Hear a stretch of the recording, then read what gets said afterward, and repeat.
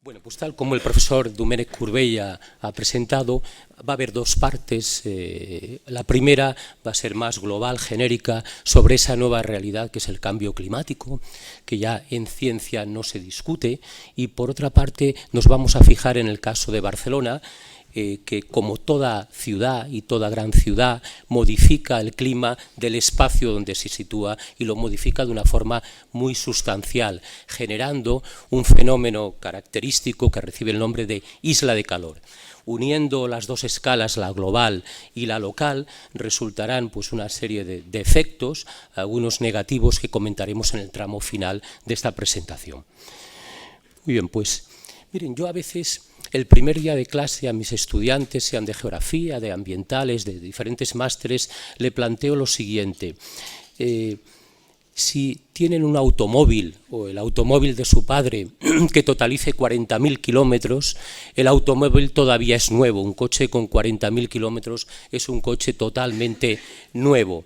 Pues bien, ya han dado una vuelta al planeta porque precisamente la circunferencia ecuatorial tiene 40.000 kilómetros, solo 40.000 kilómetros. Y el taxista que he tomado esta mañana, lo he mirado adrede, llevaba 200.000 kilómetros en su cuenta de kilómetros. Había dado ya 5 vueltas al planeta con el mismo taxi, 5, sin darse cuenta. Y si ustedes hacen la prueba y le dicen al taxista, ojeando previamente el cuenta kilómetros, ¿sabe usted que ha dado 3, 4, 5 vueltas al planeta? Se sorprenderá, como se sorprenden también los alumnos de geografía y de ciencias ambientales el primer día. Ya no digo los de metafísica o los de química analítica, ¿no? Sí, en este planeta vivimos ya 7.400 millones de humanos, ¿eh? Esto hay que actualizarlo cada poco tiempo. Con esto no quiero decir que seamos muchos, seguro que el planeta tiene una capacidad de carga capaz de albergar en condiciones de vida razonables a más millones de habitantes, en un planeta más justo, más equilibrado, más sostenible. Pero somos 7.400 millones de humanos, cada día consumiendo recursos, cada día emitiendo residuos, inyectando en particular en la atmósfera lo que llamamos los gases de efecto invernadero. Bien, si hiciéramos una división que hace cualquier escolar de eso y repartiéramos la superficie emergida, ya no digo la marítima o la oceánica, la emergida entre los 7.400 millones de habitantes, a cada uno de nosotros nos tocaría en un reparto equidistributivo 2 hectáreas, 2 campos de fútbol, si quieren, a cada uno. Y eso significa que estaríamos, si las parcelas fueran cuadradas, en unas parcelas de unos 140 metros de lado. Es decir, que los humanos como especie tendríamos contacto visual con nuestros vecinos, porque a 140 metros, a menos de que uno sea muy miope, es capaz de ver al vecino que tiene al norte, al sur, al este o al oeste, ¿no? Miren, técnicamente siempre hablamos ya en estas cuestiones del sistema climático. No vamos a hacer ahora un repaso profundo del sistema climático, muchos de ustedes ya lo saben, pero es un sistema complejo compuesto por 5 componentes. Forman parte del sistema climático no solamente la atmósfera, sino también el océano, también la superficie emergida, también la biosfera. Las plantas verdes están intercambiando continuamente gases con la atmósfera y con el océano en una íntima conexión. Hablamos de un sistema acoplado, y también la criosfera, los hielos para nosotros habitantes de latitudes medias lejanos de la Antártida y de Groenlandia. 5 componentes naturales a las que a mí me gusta añadir, aprovechando esta imagen icónica del IPCC, de este gran informe que nos orienta sobre el cambio climático, me gusta añadir en el centro de todo esto que desde el siglo pasado y ya en este siglo XXI podemos añadir una 6ª componente al sistema climático, nuestro propio sistema socioeconómico, porque esos 7.400 millones de humanos somos capaces de alterar, de dejar huella ya, no a escala local, que siempre lo hicimos y que los conferenciantes conocen mejor que yo, a escala local, no, sino a escala global. Somos capaces de alterar las otras componentes a una escala planetaria. Y la primera manifestación, quizás la más visible de ello, es el calentamiento global, decimos, ya no local, regional, global. Por eso ya estamos nosotros, somos una componente más del sistema climático y el clima evolucionará también según lo que hagamos en el futuro y lo que hicimos en el pasado. El quinto informe IPCC, que es con diferencia la referencia más importante que tenemos en cuanto a cambio climático, que vio la luz en 2014, 13-14, afirma, y aquí textualmente con la traducción correspondiente, que el calentamiento del sistema climático, y utiliza ese adjetivo, es inequívoco. En ciencia ya no se discute el calentamiento, no se discute, es una nueva realidad. Los cambios observados, algunos de ellos no tienen precedentes en periodos de tiempo muy largos. La atmósfera y el océano, se dice explícitamente, se han calentado, los totales de hielo y nieve han disminuido y las concentraciones de los gases de efecto invernadero, que son la causa del calentamiento, han aumentado. Y lo afirma así explícitamente en un párrafo que les he traído aquí, tal cual, textualmente. Pero miren, no todo es cambio climático, Alejémonos de esa idea repetida a veces por los medios de comunicación y que distorsiona el estudio científico del clima. No, porque hay una variabilidad natural, no todo es cambio climático antrópico. Este planeta ya pasó por muchos cambios climáticos en el pasado. El cambio climático no es la novedad. Hay una variabilidad del sistema que es de origen solar. El Sol es el principal factor de cambio climático. Ustedes han oído hablar probablemente de la pequeña edad de hielo, un periodo entre el siglo XV y el XIX particularmente frío en el planeta y en Europa en concreto. Bien, hubo un mínimo solar, un mínimo de actividad solar que lo explica. También los volcanes influyen y la variabilidad interna. Esta imagen que la he sacado de esta fuente es muy expresiva, ¿no?, de esos factores naturales. Tienen en ese recuadro Islandia, un país increíble de hielo, como ven, y el penacho, el plumall de la erupción volcánica en el sur, aquella erupción volcánica que alteró un poco la navegación aérea de Europa hace 4 o 5 primaveras. No es una novedad el cambio climático, hay causas naturales externas, esos cambios en la actividad solar, ciclos orbitales y causas endógenas, actividad geológica, volcánica, etc.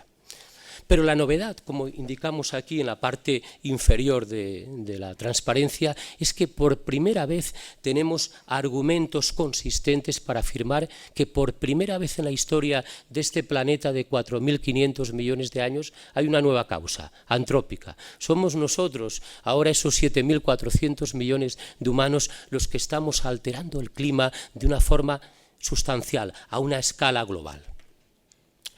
Miren, Cristiana Figueras, de origen catalán, costarricense, que fue, diríamos, la comisionada de Naciones Unidas en las grandes reuniones internacionales de cambio climático, como la de París, que consigue aquel Acuerdo de París en diciembre pasado, en diciembre de 2015, afirmó poco antes: somos los primeros seres humanos que respiramos aire con 400 partes por millón de CO2. Yo les aseguro que aquí en este aula dentro de un poquito habrá más de 400 ppm, porque estamos exhalando CO2. Pero en condiciones naturales, allí donde se mide en una serie de observatorios muy precisos, que en lugares alejados de fuentes urbanas e industriales analizan la composición del aire que respiramos, eso es así. Desde los albores de la humanidad, nunca nuestros antepasados habían respirado en condiciones naturales esas 400 ppm. En efecto, la composición química del aire que respiramos ha variado desde el comienzo de la revolución industrial con total seguridad. Tenemos datos instrumentales, datos objetivos, fehacientes desde mediados del siglo pasado. Y la concentración de CO2 y de otros gases de efecto invernadero no cesa de aumentar. Pero además, por estudios paleoclimáticos de reconstrucción del clima del pasado, sabemos también que las concentraciones eran claramente inferiores a las actuales. Les he puesto aquí el dato justo del mes pasado, que ya disponemos, más de 400 ppm. ¿Y cuál es el resultado? Pues que la temperatura del planeta en conjunto, la global, ha aumentado. Puede parecer muy poco, porque decimos aquí apenas 8 o 9 décimas de grado centígrado. No es nada. Desde el momento en que entramos en esta sala hasta que salgamos, la temperatura en el exterior habrá variado mucho más. Pero a escala global, y a resolución anual es un cambio sustancial. Los paleoclimatólogos se encuentran muy pocos referentes en el pasado de una tasa de cambio como esta. Es difícil transmitir al ciudadano, oiga, ojo, que el planeta se ha calentado en esta proporción, pero es un dato realmente relevante. Ven aquí en décadas como las tres últimas sucesivamente ha sido cada una más cálida que la precedente. 2015 fue el año más cálido desde que hay registros instrumentales y 2016 va camino también de ser el más cálido de la historia meteorológica. Hay otros cambios observados, no es el objeto de esta ponencia, pero quisiera simplemente indicarles aquí la disminución drástica de la cubierta de hielo del Ártico cuando llega el final del verano boreal. En septiembre, finales de agosto, cada vez hay menos hielo en el Ártico. Ya las potencias limítrofes se están moviendo porque saben, están asesorados y saben que dentro de 2 o 3 décadas quedará una ruta libre de hielos para atravesar el Ártico, que comercialmente será muy interesante. Y militarmente, supongo, y con otras finalidades. También el ascenso del nivel marino, que hemos de recalcar aquí en esta sesión de hoy. Aproximadamente a nivel global, cada año de los actuales el océano aumenta en un promedio de 3 milímetros. Tampoco parece mucho, pero son 3 centímetros en una década y es 1,5 palmos en un siglo y probablemente se acelerará. Con el deshielo de los glaciares de montaña se acelerará el aumento del nivel del mar. Es algo inquietante, ciertamente, no lo podemos negar, porque una parte sustancial, un porcentaje alto de la población mundial habitamos lugares costeros, insulares, litorales. Esta imagen de las míticas nieves del Kilimanjaro es un indicador natural muy potente. No hay ninguna ciudad que caliente estos hielos y la NASA, para el mismo mes del año, del 93 al 2000, nos da estas 2 fotografías, estas 2 imágenes tan explícitas de la reducción de los hielos. Pero cuando se filma aquella película de las nieves del Kilimanjaro, y Ava Gardner y Gregory Peck, me parece, ¿verdad?, pues están allí en aquellos lugares de África y filman la película, era 1952. El glaciar que corona el techo de África, el Kilimanjaro, tenía 13,3 kilómetros cuadrados. Hoy tiene menos de 2 kilómetros cuadrados. En 2011, 2 kilómetros cuadrados. Es un referente, un indicador muy consistente. Un glaciar no avanza ni retrocede por un año bueno o malo en nieve, sino que tiene un comportamiento inercial, muy inercial, y está dando una respuesta, diríamos, robusta, decimos en ciencia, al calentamiento. Otras reconstrucciones del Programa de Naciones Unidas para el Medio Ambiente nos dan estos dibujos, estos gráficos.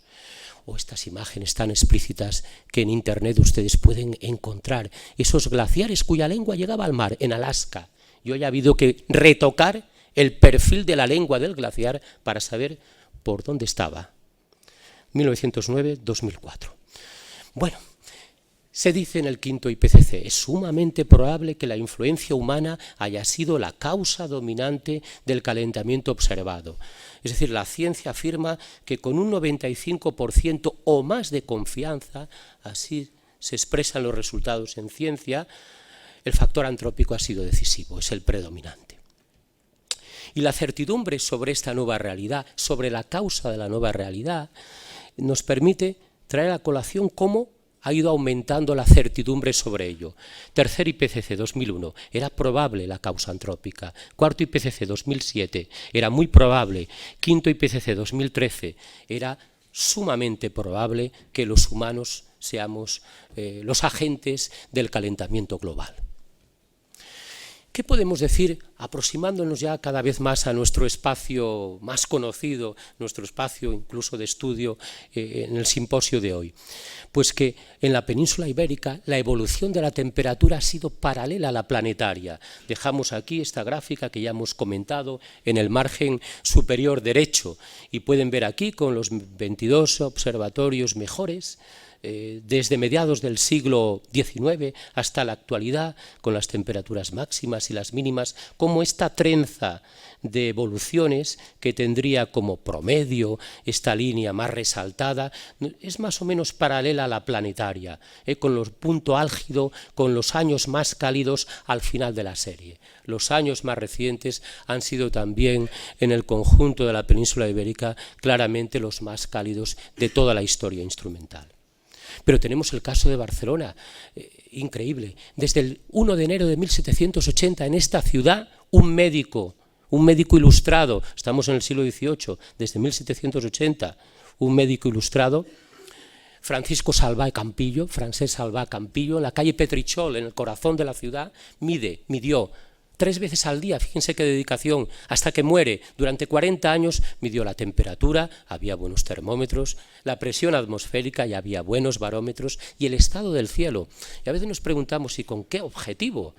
Seguramente que dentro de ese contexto de la Ilustración había el gusto por la medida, por la observación de la naturaleza, como los ambientólogos aquí presentes, pero al mismo tiempo también seguramente que el doctor Salvà, Francisco Salvà, sabía que las condiciones ambientales podían aliviar o empeorar los síntomas de sus pacientes. Ya se sabía esto en el siglo XVIII y con un espíritu, diríamos, benefactor, pues él registró eso para la posteridad y para nosotros eso ha sido un tesoro auténtico que hemos estudiado, machacado estadísticamente, y la evolución de la temperatura en Barcelona es paralela también a la planetaria que tenemos aquí arriba en el margen inferior derecho, también con los años más cálidos, como pueden ver al final de la serie. Pero también las aguas frente a la costa catalana se han calentado y cuesta calentar el agua y cuesta enfriarse. En el mes de junio está fría todavía. En octubre todavía permanece relativamente cálida, suave. Pues bien, con registros del Estartit, donde un observador también, un personaje dedicado con pasión a la meteorología y a la oceanografía, Josep Pascual, desde los años 70 del siglo pasado, está midiendo la temperatura de las aguas en superficie a 20, 50 y hasta 80 metros de profundidad. Y no nos cabe duda, cualquier test estadístico nos dice que esa tendencia al alza en la temperatura de las aguas frente a nuestra costa es estadísticamente significativa, así lo hemos verificado. También el agua está mostrando un calentamiento. ¿Qué pasa con la lluvia, tan importante para nosotros? Agua, al fin y al cabo, importante para el Instituto de Recerca del Agua. Pues aquí no podemos ser tan contundentes. Solamente en el sector más meridional de la península ibérica, pido disculpas al profesor Joao Costa por eliminar de forma tan artificial Portugal, lo siento, venía de una fuente que no es propia, como verán en el margen inferior derecho. Pues bien, una disminución significativa de la lluvia solo en el tercio, el cuarto más meridional de la península ibérica, mientras que en gran parte del territorio, desde el siglo XIX al presente, no hay una tendencia clara. Yo me atrevería a decir que en Barcelona hoy llueve lo mismo en cantidad anual que 100 años atrás, aproximadamente. ¿Puede ocurrir esto? No me sale la flechita, pero tenía aquí una flechita, perdonen, que indicaba un avance, pongo un interrogante. Es aquella imagen gráfica que citan algunos periodistas, el desierto avanza desde África. No lo sabemos, seamos prudentes, puede ser, como veremos en las proyecciones climáticas. Sí que ha cambiado lo que llamamos el régimen estacional de la lluvia. Llueve ahora más en otoño y menos en primavera. Estos máximos otoñales en rojo y ocre, aquí en la fachada oriental de la península ibérica, se han trasladado hacia el interior de la península a costa de los verdes, que son los máximos primaverales. Y eso tiene repercusión en el agro, en el secano, que quiere que llueva en primavera. Está cambiando, eso sí que de una forma también significativa, la estacionalidad de la lluvia, algo que la población a veces detecta. Dice, ya las estaciones no son lo que eran. Empezamos a tener convicción científica de que algo está cambiando en ese sentido. ¿Y qué podemos decir del clima futuro? Miren, yo no tengo una bola de cristal, Por lo tanto, no puedo decir qué clima tendremos con precisión dentro de 50 o de 100 años. Hablamos en ese sentido de proyecciones climáticas, no de predicciones climáticas. Predicción meteorológica, porque mañana, con alto acierto, tenemos hoy todas las variables, todas, para saber qué tiempo hará mañana. Pero para saber qué clima tendremos en el futuro, hay variables que no dominamos. ¿Cuántos miles de millones de habitantes seremos en el planeta en el 2050? Hay proyecciones demográficas, ¿de acuerdo? ¿Pero qué uso haremos de los combustibles fósiles? No lo sabemos. ¿Seguiremos consumiendo todo el petróleo hasta que se agote? ¿Cambiaremos ya decididamente hacia energías alternativas? Depende de lo que hagamos. Somos la sexta componente del sistema climático. Depende de lo que hagamos, el futuro será uno u otro. Proyecciones climáticas. Esto, por cierto, es la plaza del MACBA para los artistas y los profesores de Bellas Artes, visto así con una cámara de ojo de pez. Proyecciones. Todas las proyecciones de todos los modelos climáticos dan un abanico. El abanico no es que discrepen las proyecciones, es que depende. Si seguimos consumiendo como hasta ahora, la temperatura se elevará mucho más que si adoptamos unas pautas de consumo más sostenibles. En todo caso, se dibuja siempre un planeta más cálido en el futuro. Las proyecciones que llegan hasta finales de este siglo indican que la temperatura del planeta desde finales del pasado se elevará entre 1 grado, que ya es mucho, y 3,7, casi 4 grados, que es muchísimo.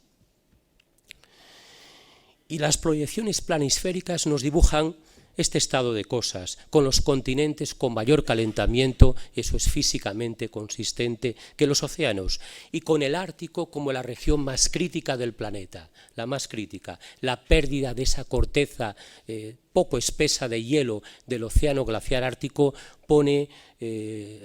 supone un cambio muy importante en el ambiente y el paisaje de aquel ámbito planetario. Sobre la lluvia, miren, en un planeta cálido hay más evaporación. Cuando ustedes calientan agua en su cocina, pues se favorece claramente la evaporación, pero también el agua evaporada ha de retornar a la superficie del planeta. En un planeta más cálido llueve más en conjunto, porque se refuerza el ciclo del agua, pero la dinámica atmosférica proyecta el siguiente escenario, y es que las latitudes medias y altas, verdes y azules, recibirán más lluvia, tanto del hemisferio boreal como del austral, así como el Ecuador. Pero para nuestra desgracia, muy probablemente los ámbitos subtropicales, el Mediterráneo incluido, y algo del trópico, con estos tonos café con leche, las proyecciones nos marcan tendencias a la baja, mermas en la precipitación de las próximas décadas.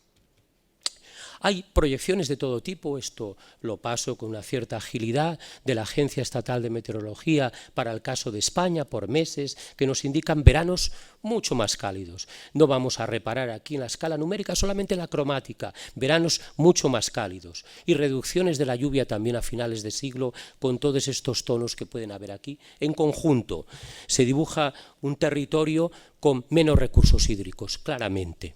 También para Cataluña, el Servei Meteorològic de Cataluña ha hecho proyecciones para mediados de siglo y también coinciden en un ascenso térmico muy marcado, muy claro, contundente, como pueden ver aquí.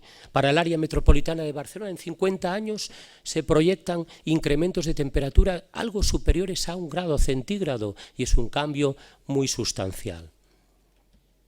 Sobre la lluvia, en cambio, tenemos bastantes más incertidumbres, una alta variabilidad y, en todo caso, una cierta tendencia a la reducción, como expresa aquí esa recta levemente inclinada en plano descendente. Miren, hay quien ha hecho aquellos símiles con el calentamiento a finales del siglo actual, pues Oslo se nos irá a Copenhague, Londres probablemente al centro de Francia, París a Toulouse, Madrid a Melilla y Barcelona, que no estaba, lo añadimos, vamos a ver dónde vamos, a la Costa del Sol. Si quieren hacer este viaje, pues dentro de 100 años, con el calentamiento previsto, la temperatura media de Barcelona, que en el centro de la ciudad es 16 grados y medio, en el aeropuerto 15 y algo, con 2-3 grados más nos vamos a la temperatura media de Málaga. Bien, Esto no es ciencia en un sentido estricto, pero da una idea al ciudadano de cómo es, qué representa el calentamiento en este ámbito del planeta. Llegamos a la segunda parte, a la parte más local, a la modificación microclimática. Barcelona, el municipio en sentido estricto, esos 100 kilómetros cuadrados casi redondos y ese 1,6 millones de habitantes, pero con el área metropolitana a la que aludiremos con frecuencia porque no podemos separar Barcelona de ella, más de 3 millones de habitantes. Esta imagen tomada desde el Observatorio Fabra, esa magnífica atalaya ciudadana y ese magnífico tesoro que contienen sus series de datos ya tomadas desde hace 102 años y medio, sin ninguna laguna. Esto para un climatólogo es extraordinario, sin un solo día en que falten los datos. Durante la Guerra Civil los observadores seguían haciendo sus registros. Alguno anotó, veo caer bombas sobre el llano de Barcelona, pero el registro está allí. Eso para nosotros supone un tesoro realmente, como les decía. Miren, la densidad de Barcelona, los arquitectos aquí presentes y urbanistas lo saben muy bien, es extraordinaria, ¿no? Esos 16.500 habitantes por kilómetro cuadrado. Como hemos hecho la división planetaria, si eran 2 hectáreas como humanos, nos tocan 62,6 metros cuadrados como barceloneses. Vamos ya reduciendo. Bueno, aquí he hecho este pequeño esquema. Para todo el área metropolitana, 196 metros cuadrados. Bueno, son 14 metros por 14 metros. Es decir, que en el caso del área metropolitana de Barcelona, hasta no solamente el contacto visual, sino el auditivo, porque a 14 metros el vecino de al lado nos oye perfectamente la conversación. En el caso de Barcelona, ya hemos dicho, lo ponemos aquí, son esos 62,6 metros cuadrados, o sea, lo tenemos al vecino a 8 metros. Pero cada hospitalense del Hospitalet del Llobregat, 48 metros cuadrados, 6,9 metros, ya casi el contacto físico, alargamos las manos y nos saludamos los vecinos. Bueno, ese detalle que ustedes conocen. Pero las ciudades, desde un punto de vista climático, modifican el clima de donde se asientan. En el llano de Barcelona el clima en el siglo XV era muy diferente al actual, no solamente por los cambios naturales, aquella pequeña edad de hielo, etcétera, sino porque tenemos una ciudad y una gran ciudad. Y la principal modificación del clima a escala local que inducen las ciudades es lo que llamamos, de forma muy expresiva, la isla de calor. Técnicamente es una anomalía térmica positiva, pero podríamos decir es un calentamiento, así más rápidamente, del centro de la ciudad por contraste con la periferia. Es un fenómeno a veces muy llamativo y que con registros térmicos es muy visible, no nos cabe la menor duda.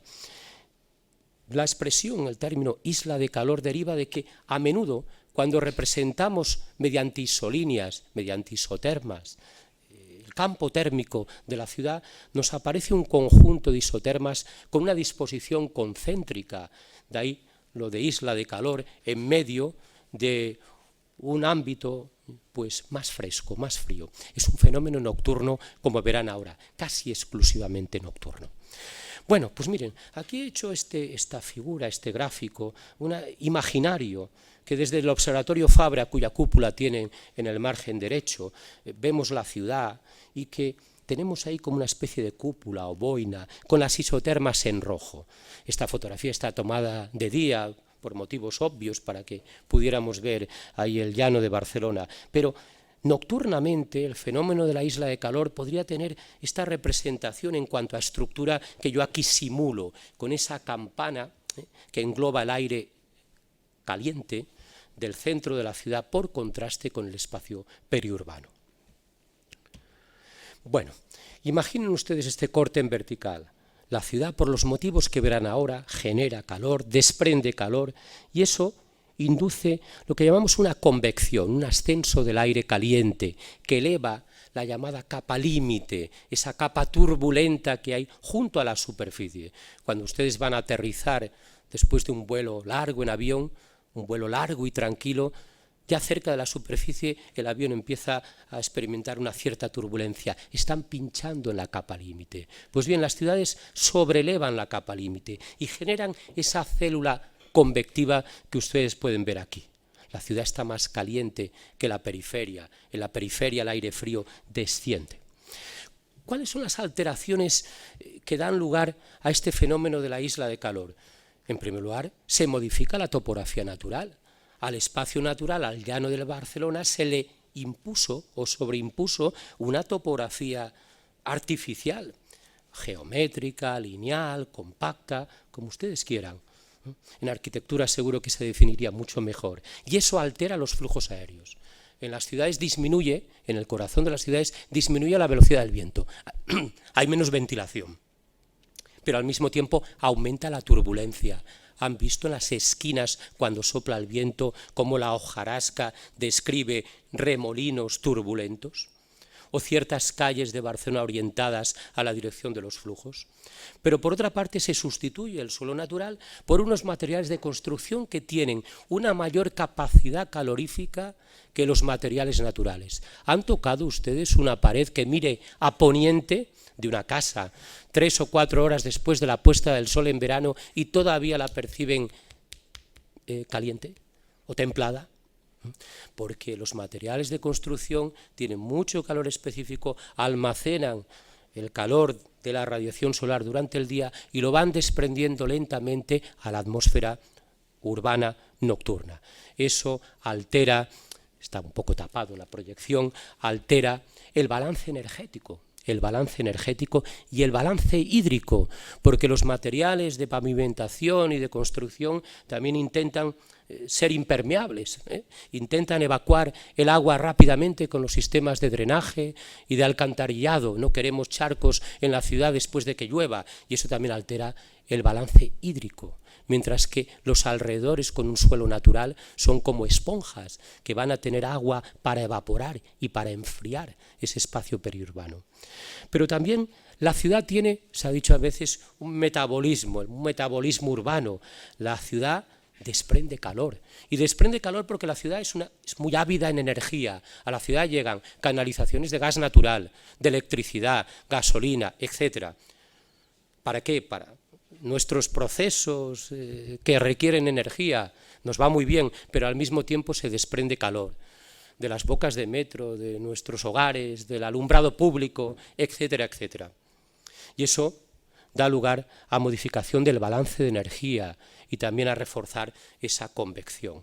Y por último, la ciudad también es contaminadora, contaminante, emite partículas, gases. En la ciudad se reduce a veces la visibilidad horizontal por un ambiente turbio, aumenta la nubosidad. Si ustedes pasan por el núcleo industrial de Tarragona con el AVE, verán muchos días nubes sobre aquellas chimeneas artificiales, antroponubes decimos ya, inducidas por las emisiones de partículas contaminantes. La ciudad también da lugar al aumento de enfermedades respiratorias.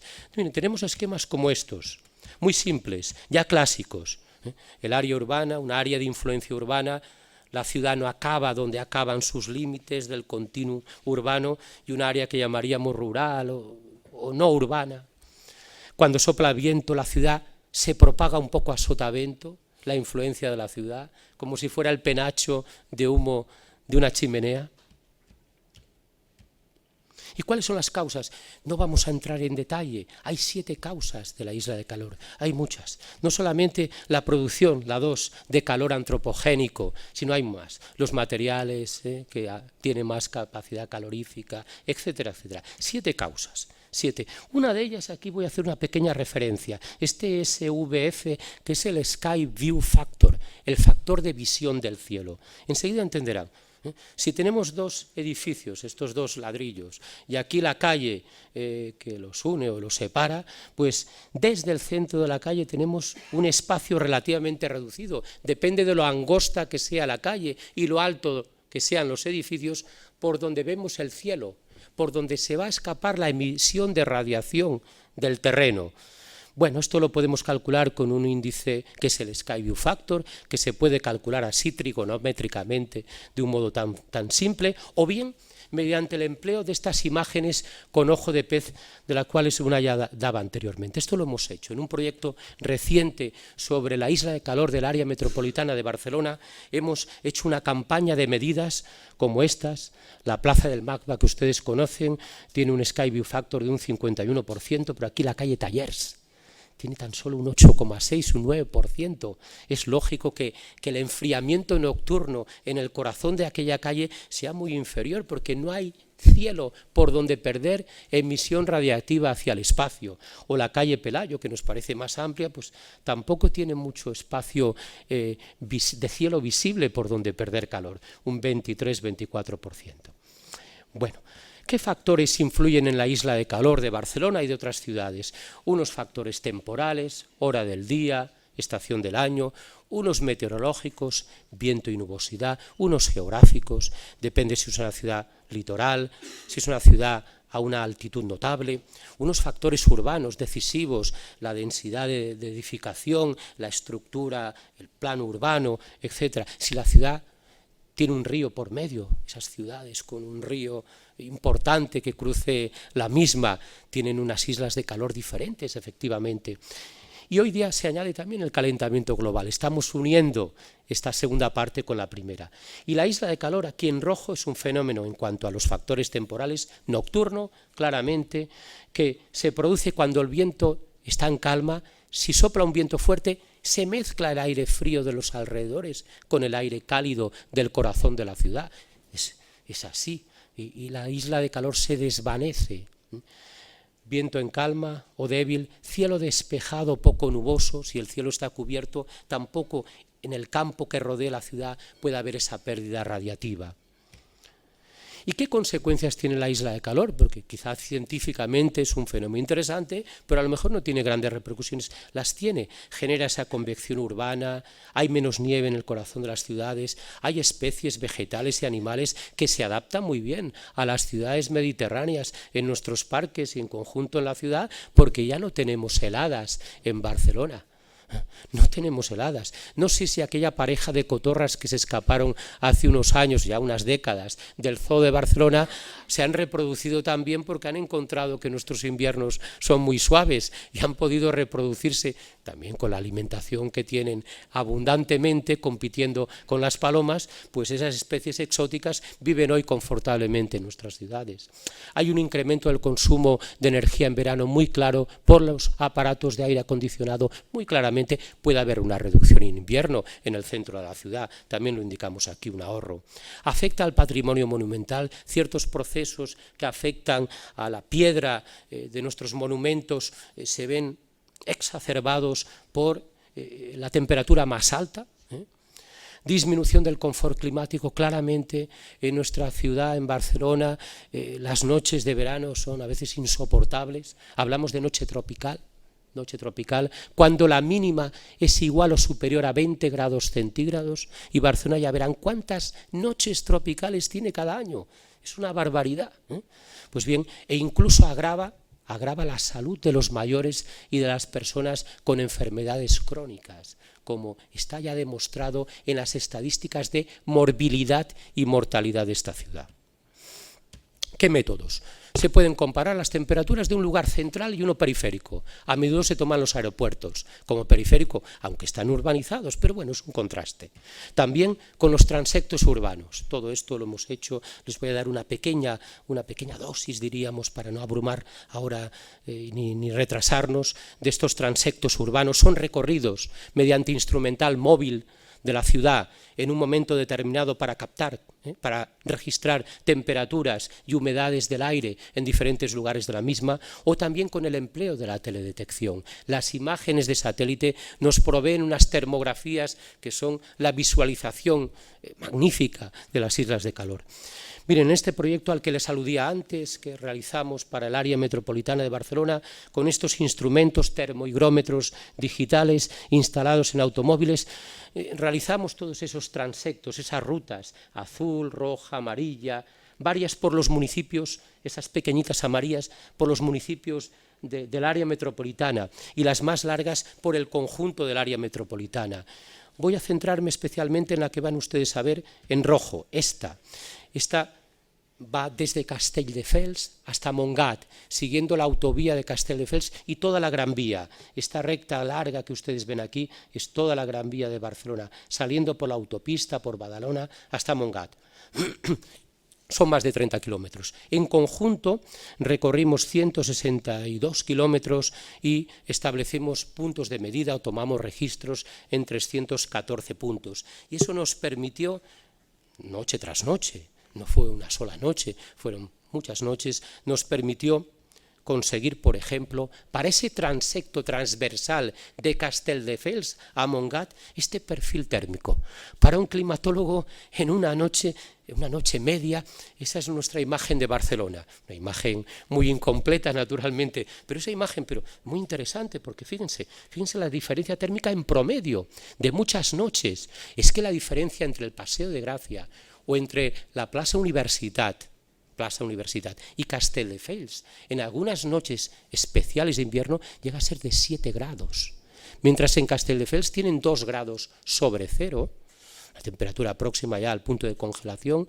En el Paseo de Gracia con 9 sobre cero, pues bueno, en invierno estoy más o menos confortable caminando. Pero esto, fíjense, en promedio tenemos cómo va aumentando la temperatura desde ese punto de Gavamar, salida a las playas de Gavamar, cómo va aumentando la temperatura claramente cuando vamos entrando en el municipio de Barcelona y los colindantes.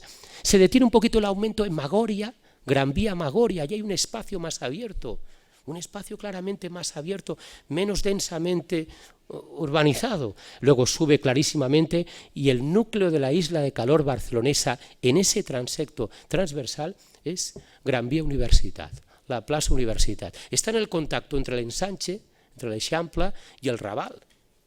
Estamos ahí. Ese es el punto más cálido. Luego va descendiendo, fíjense, al llegar a la Plaza de las Glorias, que refleja muy bien ese ámbito mucho más abierto, en permanente discusión y modificación. Y luego entramos en el islote de calor de Badalona. Cada ciudad tiene su propia isla de calor, claramente, y luego, o de San Adrià, esto es San Martí todavía, pero pasamos el Canal Frío del Besós. El Canal Frío del Besós no está urbanizado naturalmente y además es el canal que trae aire frío del Vallés muchas noches, por Montcada, claramente, y lo hace circular hacia el mar. Y luego sí que entramos en el islote de calor de Badalona que ven aquí y finalmente salimos por Montgat y la temperatura va disminuyendo. Bueno, esto es un perfil térmico, insisto, promedio. ¿Cómo es la isla de calor? Es como un TAC, en una de las secciones del TAC correspondiente. Pero tenemos esto. Aquí tienen ustedes, fíjense, si no estuviera la ciudad de Barcelona, borren los colores cálidos. Borren los colores cálidos, si no estuviera la ciudad de Barcelona, tendríamos los verdes o los amarillos. Esto es un ejemplo de una noche determinada, un 17 de enero del año pasado, hace poco más de medio año, como teníamos una isla de calor no muy intensa, pero miren, más de 11 grados centígrados en el centro de la ciudad, mientras que hacia ese área de Castelldefels 6, ya era una isla de calor ya notable, no de las más intensas, pero había más de 5 grados de diferencia entre la ciudad de Barcelona y la periferia.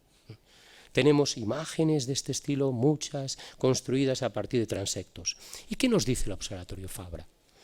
Desde 1914 hasta ahora, aquí tenemos los 100 primeros años de su historia. Pues miren, tiene un comportamiento similar al planetario, pero fíjense en la tasa, en rojo, aquí, o en negro. 1,7 grados centígrados por cada 100 años, en el siglo. Es una tasa superior a la planetaria, claramente. Si hemos dicho 0,85 en algo más de un siglo, para el Mediterráneo, que es uno de esos hot spots, tendríamos 1 grado neto. Aproximadamente piensen, para resumir, que en la cuenca del Mediterráneo la temperatura se ha elevado en 1 grado centígrado a lo largo del último siglo. Pues bien, en el Observatorio Fabra, que no está en el corazón de la ciudad, pero que indudablemente recibe la influencia de la ciudad, y si están allí hoy en la ciudad, pues en el Observatorio Fabra, ese 1,7 grados centígrados que estamos estudiando, muy probablemente está resumiendo calentamiento global 1 grado, grosso modo, más 0,7, muy probablemente la influencia que tiene la ciudad allí. Fíjense, estamos uniendo la escala global con la escala local. Y pasamos a las noches tropicales, con registros muy recientes de mi facultad, Geografía e Historia, en la calle Montalegre, en la terraza, no en el fondo, en la terraza. El número medio de noches tropicales en el último decenio es de 93,5, se acerca al centenar. Es decir, que allí, en esa parte alta del Raval, en contacto con el Eixample, hay casi un centenar de noches en que en las terrazas la temperatura mínima no baja de 20 grados centígrados. Noche tropical, en una ciudad no tropical en un principio, si quieren, acepto subtropical, pero tropical no, de momento. Ahora fíjense, más todavía, nos tenemos que inventar un nombre para las noches cuya temperatura mínima no baja de 25 grados. Ya hay en promedio casi 5 noches cada año en Barcelona que en el centro de la ciudad, no en el interior de la habitación del ático, no, en el exterior la temperatura queda por encima de los 25 grados, ya casi 5 noches, 4,5.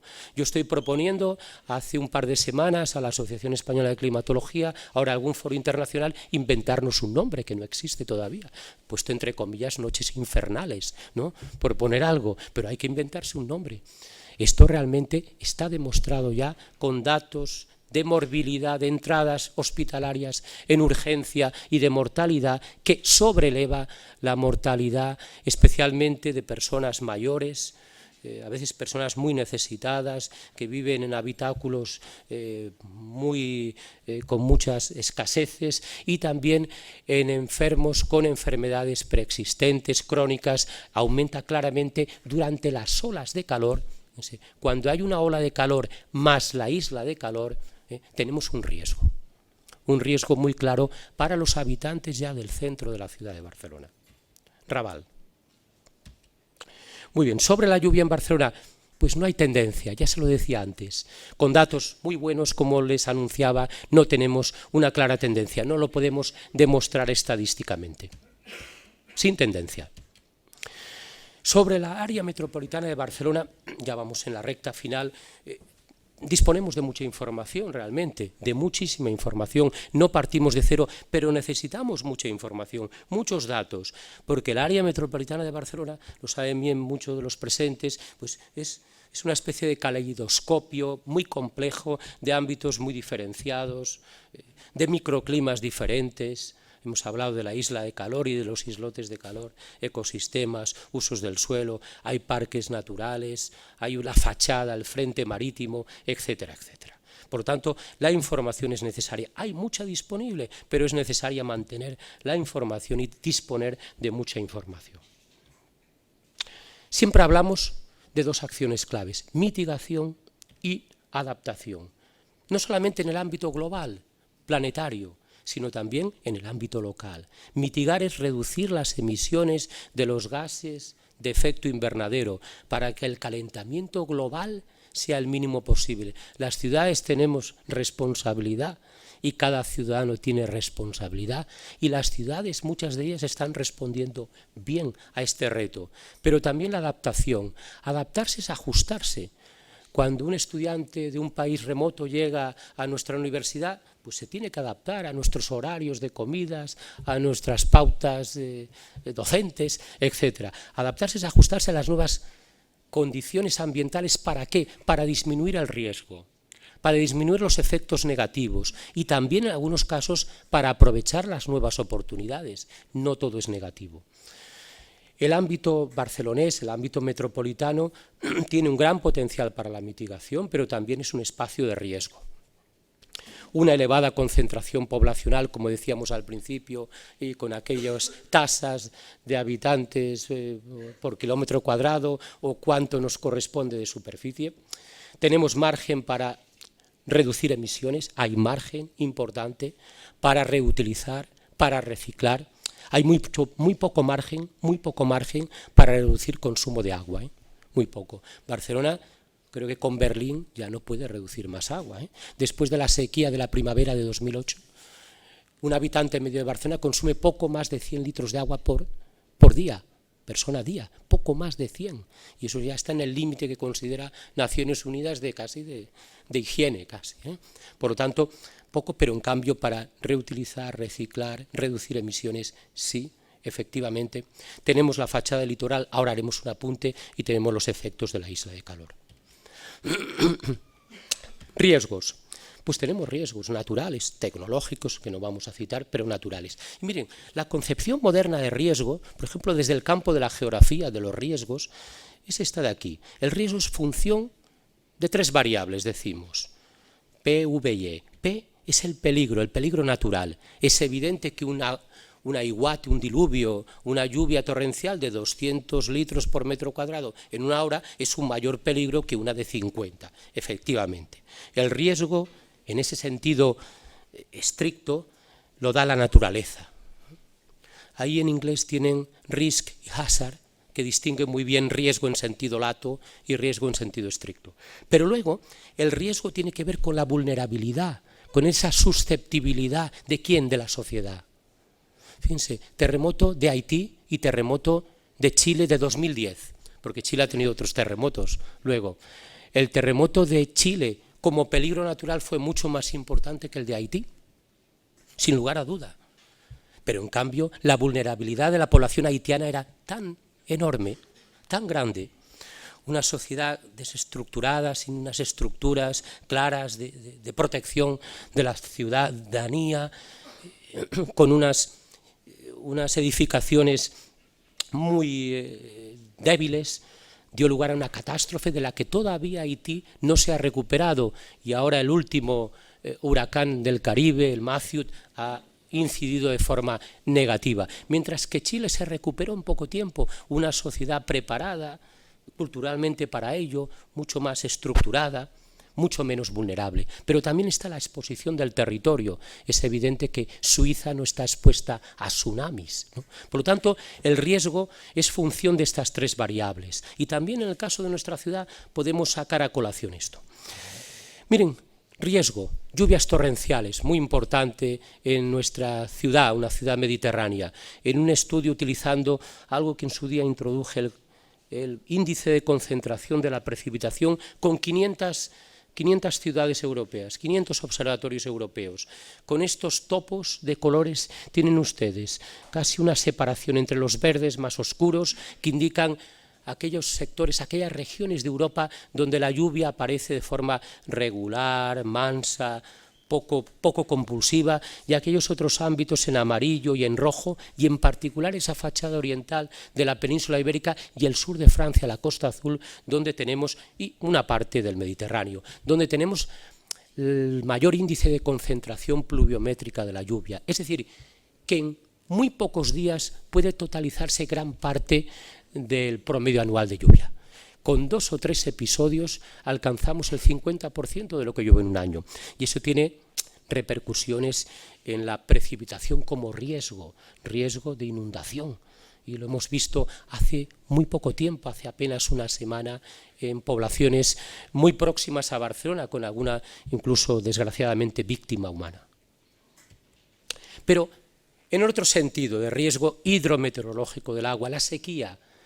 La sequía también la podemos considerar pues, el otro extremo del riesgo hídrico, pues con unas proyecciones que he podido realizar muy simples. Aquí tienen ustedes los datos vividos, observados, para 30 años, para el aeropuerto de Barcelona, con esta temperatura media anual, que es la media del planeta. Vivimos en un ámbito que tenemos la temperatura media del planeta, ¿eh? También estamos en una latitud casi intermedia entre el polo y el ecuador. Pero la proyección de uno de los modelos para el último treintenio del siglo actual nos da este incremento de temperatura.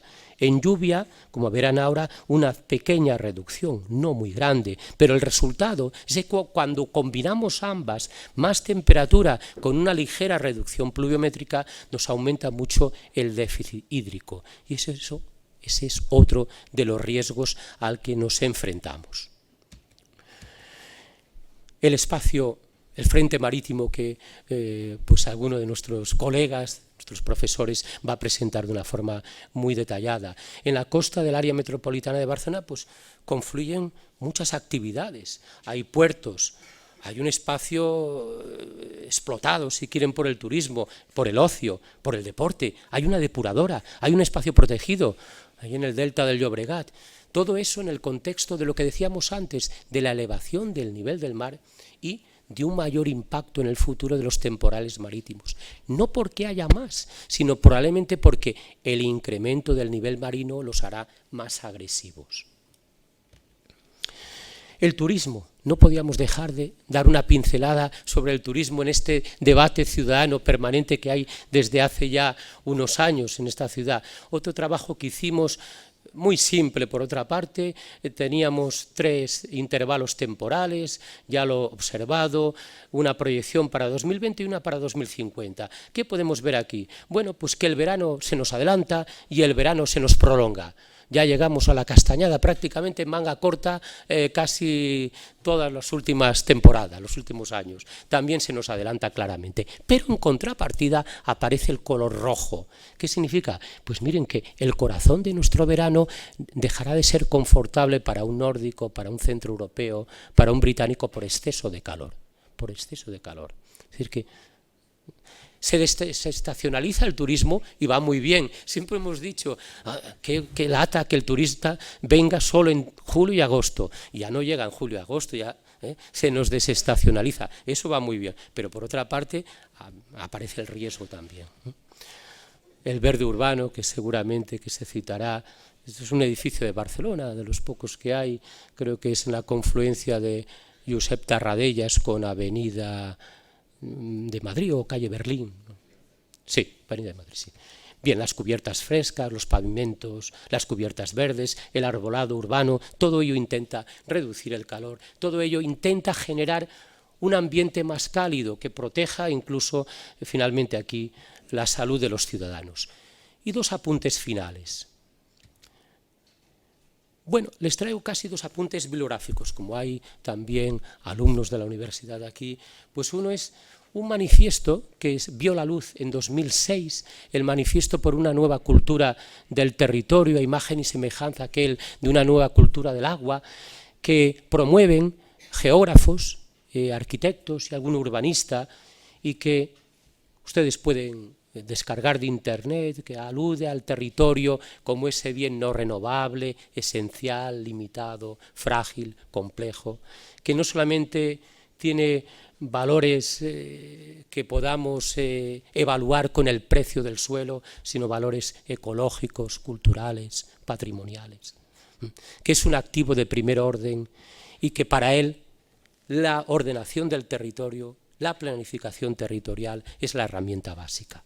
Y lo otro son todas las informaciones que pueden encontrar también en internet sobre las ciudades resilientes, que no voy a detener en ellas. La resiliencia como esa capacidad para recuperar funcionalmente todas las capacidades que pueda tener una ciudad tras un impacto determinado. Muy bien, pues con esta imagen que me parece pues emblemática para esta sesión de hoy, para este simposio, está tomada desde el Observatorio Fabra. 3 o 4 mañanas de invierno, cada año de invierno, el observador de Fabra, cuando está a punto de amanecer, es capaz de ver a ojo desnudo, ustedes podrían verlo, pero él con un teleobjetivo lo ha captado mejor, la Serra de Tramuntana de Mallorca, y en medio, entre nuestra ciudad y Mallorca, el Mediterráneo. Muchas gracias.